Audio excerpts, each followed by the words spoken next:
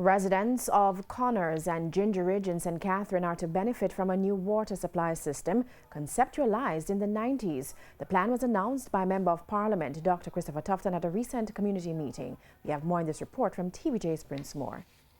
The project is being done by the Rural Water Supply Limited at a cost of $65 million.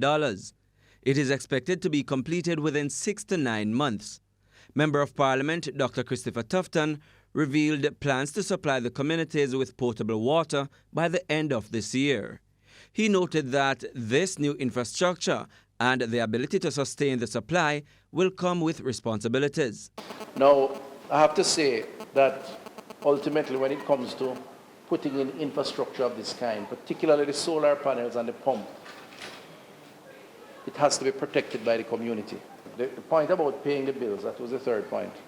We have to do a little better as communities across Jamaica. Water is life, but frankly speaking, water in your home is not free. It costs money to put it there, so we have to work together to make sure that if you have a little bill, you pay a little bill so we can sustain the system. Dr. Tufton also noted that with this new infrastructure, residents can expect temporary employment from the construction, but there will also be inconveniences. First of all, it means that there will be some disruption to the roads. Right, sir? Yes. So some backhoe work is going to take place. So we're going to have to dig trenches to lay the pipes.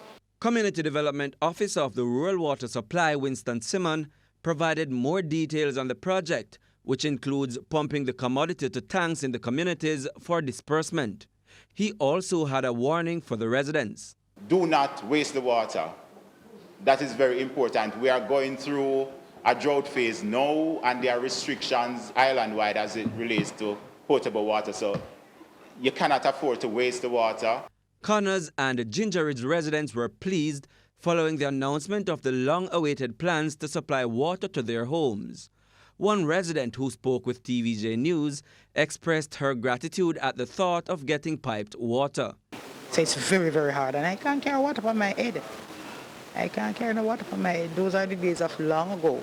So the water coming to me, to my home, I'm very, very grateful. Prince Moore, TVJ News. Still to come this evening, should NWA have released detailed information on sensitive infrastructure to check? The agency issues a response. While on the international scene, fresh demands for closure of detention facilities holding migrant children and families.